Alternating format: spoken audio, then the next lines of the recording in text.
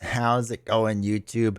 Welcome to another Reddit reply where we go through different subreddits and kind of talk about the different topics and maybe answer some questions or different posts that people have. And we're going to be spending most of our time today in the Marvel Champions subreddit because we kind of have a big one here. And the first one I want to bring up is YouTubers to follow after Dale, right? So this person posted, I know the community suffered a big loss when Dale decided to stop making new YouTube videos. I would always watch them to make sure I was playing a hero correctly or scenario, campaign, whatever. Who do you recommend? And while going through this, it was really humbling to kind of see my name, pop up in a few different spots. I mean, that's really, really cool to see. It's some familiar names, some unfamiliar names. So first off, I just want to say thank you for the people that, shouted me out. I really appreciate it.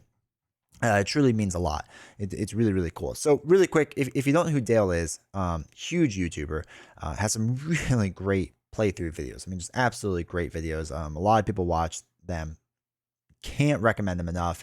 And about a month ago in his community tab, he mentioned that he's going to be stopping making all new content. He had a bunch left over, so he's going to send it. But the past 3 years, he's been doing it. And he always loved doing it, but he's got to take a break, right? And I get it. Content creation is a lot. It's a lot to do, and it's a lot of work. And so, I hope Dale eventually comes back. But, the community will definitely miss him. And I don't know if anyone will ever fill the gap that he's left. I know a bunch of us would like to try to at least help the community, but I don't think anyone can do it. For me, Dale was always really, really good at not only deck building, not only understanding the game, but also explaining the way he was playing, why he was playing, and his entire thought process of what he was doing, which is cool. I know it's something I struggle with. When I'm playing, I'm like, oh, of course I would play XYZ card. It makes the most sense. Dale would explain while playing why this was good, right? It's such good content for the community. And by the way, I have something to help fill this gap. I don't think I can ever completely fill it. I don't think I can ever do as well as he can, but I am in the works of doing a different type of video that will maybe help out a little bit, right? That's all I'm really trying to do is just help out a little bit. Kind of trying a bit of more of his style. But it's still a work in progress. Like I said, it'll be in the next couple coming weeks. You'll see the video. I'll definitely promote it and whatnot. But again, to just kind of help the community with that more in-depth style, kind of his playthrough. But I can never do what he did. That's for sure. I can never do what he did, and I'm not going to pretend that I can. But maybe this style will help some people. But anyway, a lot of people recommended different people in here, and I want to kind of go through a lot of the channels that I watch personally from Marvel Champions. And one I want to mention is Maurice Andrews. I've mentioned him on this channel before. I love his content. I think it's absolutely great. I love his positive energy. I love his understanding of a lot of things. He spends a lot of time reading, the announcements and whatnot, and really like thinking things through, and different things like that. I love his stuff. And he's been on this channel before. It was a great conversation. So if you haven't checked that video out, make sure you do. Descry Gaming. I've had the opportunity of playing with Descry, and he's a fantastic player at Marvel Champions. I mean, really, really good. And he plays a lot of Ronin expert, or not all the time, but he's done it a fair amount of times, which is always fun to watch. But absolutely fantastic player. Oh, and by the way, but before I go any further, all these channels I'm going to link down below in the description before I forget. They'll all be down there, so you don't have to go try to find them. I'll link them all down below. So, if you want to go check them out and support them and subscribe and whatnot, I'm sure they will all appreciate it. It'd be really cool. Also, Step in the Portal with Brant. Absolutely great streams, great gameplay. Same with Beat the Game with Steve. His gameplay is really good. He has a really, really, really good understanding of the game, really good deck building. And this is a cool thing where he helps a buddy or helps a friend. I forgot what he calls it. But he did this with me, right? I was struggling with Black Widow protection, and he kind of did his take on it and showed what he would do. And it was really cool stuff. And also, if you know me, you probably know Nelson. We've been streaming together for a long time now, and we run our Discord together. By the way, you should be in our Discord. But I always enjoy watching his playthroughs when it's not done with me, where I drag him down a bit, because all four of these guys I think are just better players than I am, right? Absolutely just better players than I am. So I always recommend their playthrough videos because I don't think I'm that great. I think I'm decent, but I don't think I'm that great. And I like to watch better players so that I can hopefully get better, or at least learn a tip or a trick or something. I also want to shout out Get Up in Game. He has some really good videos, especially this one down here. Is the symbiotic suit worth it? Worth using? I think it's a really fascinating, interesting video, and definitely worth the watch. His other stuff is good too, but I highly recommend a lot of his videos. I think they're really fun to check out. And then lastly is Tonee Tales. If you don't know Tonee, you should definitely watch his content. It's really, really great stuff. Tonee has a really deep understanding of this game, and he is really good at presenting it easily, and it's very accessible. I love his videos. I love watching them. And I think, like I said, I think he does a great job breaking things down. I think his tier lists are great. I think his deck building and card analysis videos are great. I think it's all really, really great. I think he has, again, just a really good understanding of the game. If you don't follow Tonee, you really should. It's absolutely amazing stuff that he does.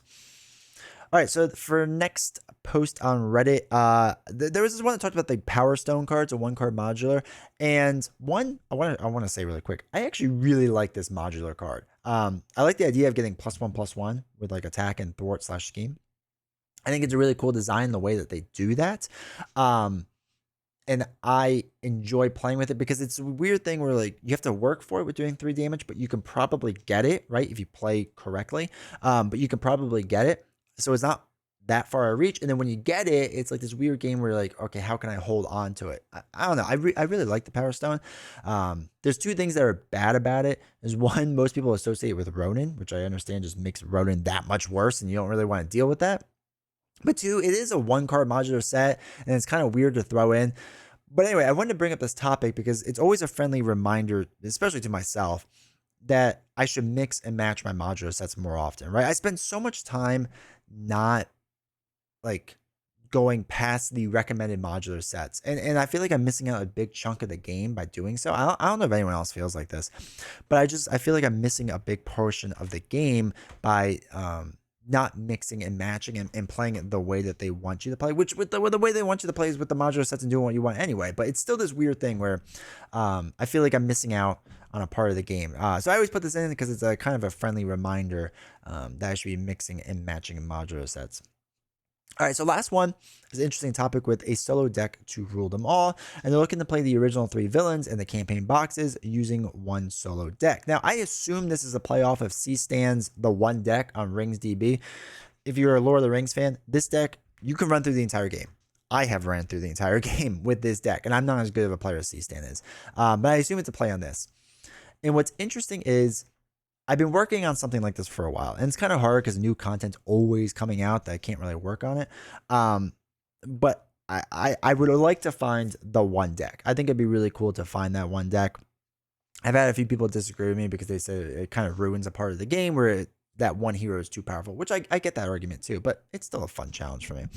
So a bunch of people down here recommend different decks. Of course, Strange came up a bunch, but it was cool to see other things come up like Scarlet Witch, like Captain America, Adam Warlock, Spider-Woman. I think there's some different things here. So really quick, I wanted to show some of the decks that I really like.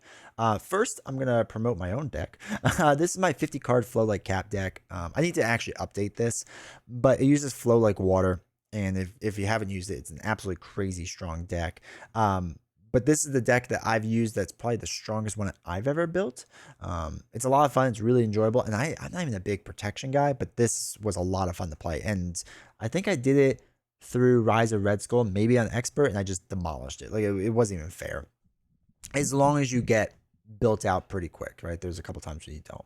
And then past that, I also really like L3W's Scarlet Witch Turbo Draw. I thought this was a really good deck. They haven't updated in a while, right? It's been since January 2022. So I hope they do, because there's some new cards that could work in here. But I always thought this was a pretty interesting deck. Scarlet Witch Justice is always a great time. I use her a lot in aggression too, and sometimes in leadership, but Justice a lot of the time makes sense with her. But this is a pretty cool deck if you get to do it.